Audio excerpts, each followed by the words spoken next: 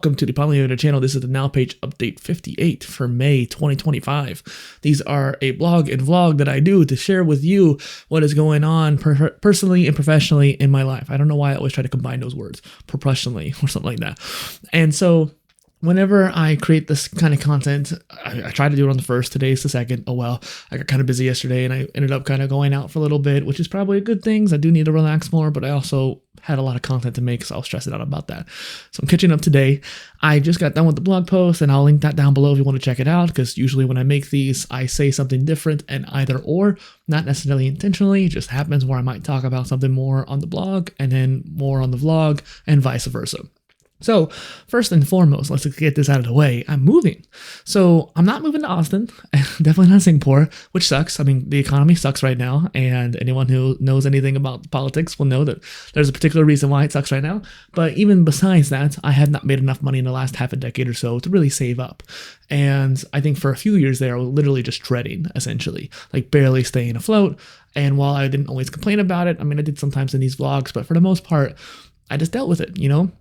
And one thing I've thought about a lot, and I've heard other people say something similar, so it's not like an ego thing, but things often just work out for me. And I don't know if it's just because I go with the flow, and so I try not to stress out about like the lows and get too excited about the highs, and so I'll just kind of even out a little bit. But overall, I generally find some sort of new income source or some new job at some point, either just through connections or talking to people.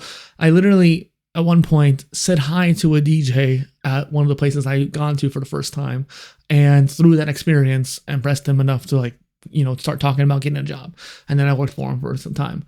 And then there was times where as a cashier at a grocery store, some people came in, they were impressed with my efficiency, and so they hired me later on when I left that store. And so just through the connections and through the interactions I can make with people, I can get a job. And I have a current job at the mall working at a clothing store, but given the move, I may not want to work there anymore, as well as the change of staff, because there's a shift happening, and I don't necessarily know if I want to deal with new staff in this environment, because it's not the most mentally healthy environment. And hopefully no one sees it from that place, but I don't think so. Overall, though, I'm pretty excited because this new apartment is much more spacious. Both of the bedrooms are actually a lot larger. So not only is my roommate going to get a bit like an increase, but I'm going to get a massive increase because I stay in a smaller bedroom. And on top of that, there's no wasted space like a dining room. The living room's a lot larger. It's on a better side of town, so there's more stuff to do and more places to go to, let alone walk to, which is really nice. I haven't been able to walk to places in a long time, and I feel like that was part of the reason why I was so healthy for a long time too, before I got sick a couple years ago, where I was walking just everywhere. When I turned 24, I got a car and I stopped really walking as much, but I used to walk everywhere. So I was thin, I was very healthy, and I also just had a good heart rate. And I feel like even though the trail's not too far away from me, I never really go to it. And I do walk around a little bit, but not far enough because I don't have a place to go to. I'm better when I have a place to go to. I sometimes go on walks for podcasting and audiobooks and stuff like that, but I haven't as of late, and a lot of my habits have been kind of like going down. I've been increasing my exercise habit though, which is good, strength training wise, but not cardio wise, and I need to do that too. And near this new apartment is actually a rock climbing gym, so I'm kind of hoping that in this new environment I'll be able to actually pursue something new and highly stimulating to my muscles.